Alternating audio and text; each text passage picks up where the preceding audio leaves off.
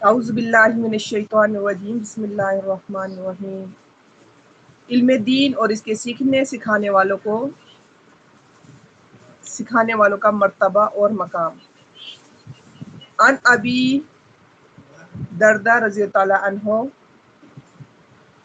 قال سمعت رسول اللہ صلی اللہ علیہ وسلم یقول من سلک طریقا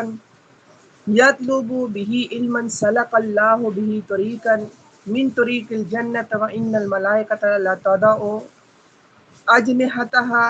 رضا لطالب العلم وإن العالم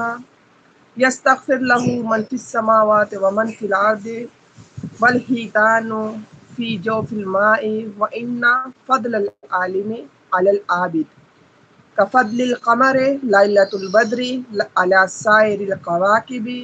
وإن العلماء ورثة الأنبياء وإن الأنبياء لم يورثوا دینارا ولا درہما وإنما ورثوا العلم فمن أخذه أخذ بحفظ وافر۔ ترجمہ: حضرت ابو دردہ رضی اللہ تعالی عنہ سے روایت ہے کہ میں نے رسول اللہ صلی اللہ علیہ وآلہ وسلم سے سنا، آپ صلی اللہ علیہ وآلہ وسلم ارشاد فرماتے تھے کہ جو بندہ دین کا علم حاصل کرنے کے لیے کسی راستے پہ چلے گا، اللہ تعالیٰ اس کے عوض اس کو جنت کے راستوں میں سے ایک راستے پر چلائے گا۔ اور آپ صلی اللہ علیہ وآلہ وسلم نے فرمایا کہ اللہ کے فرشتے طالبان علم کے لیے اظہار و رضا اور اکرام و احترام کے طور پر اپنے بازو جھکا دیتے ہیں،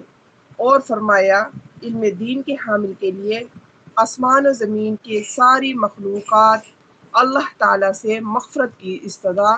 یعنی دعا کرتی ہے، یہاں تک کہ دریا کے پانی کے اندر رہنے والی مچھلیاں بھی۔ اور آپ صلی اللہ علیہ وآلہ وسلم نے فرمایا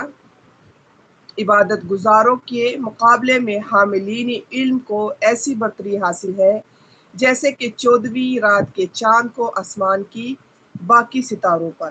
اور یہ بھی فرمایا کہ علماء انبیاء کے وارث ہیں، اور انبیاء علیہ السلام نے دینار و درہموں کا ترکہ نہیں چھوڑا، ٹھیک ہے، بلکہ انہوں نے اپنے ترکے اور ورثے میں صرف علم چھوڑا ہے۔ تو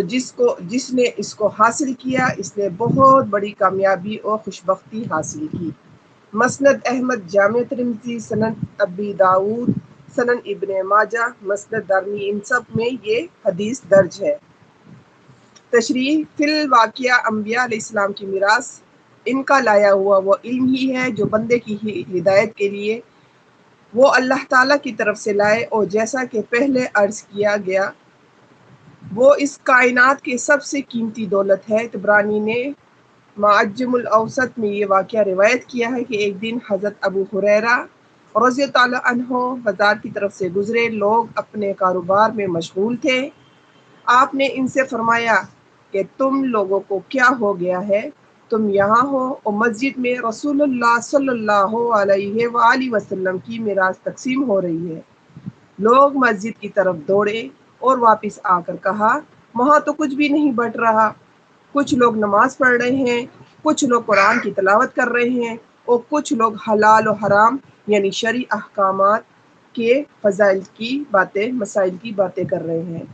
حضرت ابو ہریرہ رضی اللہ عنہ نے فرمایا یہی تو رسول اللہ صلی اللہ علیہ وآلہ وسلم کا ترکہ ہے۔ جمیع الفوائد مدائج صفحہ نمبر 37۔ عن انس قال رسول اللہ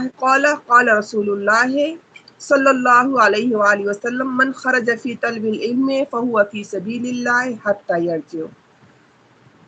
حضرت انس رضی اللہ عنہ سے روایت ہے کہ رسول اللہ صلی اللہ علیہ وآلہ وسلم نے فرمایا جو بندہ ان کی طلب اور تحصیل سیکھنے اور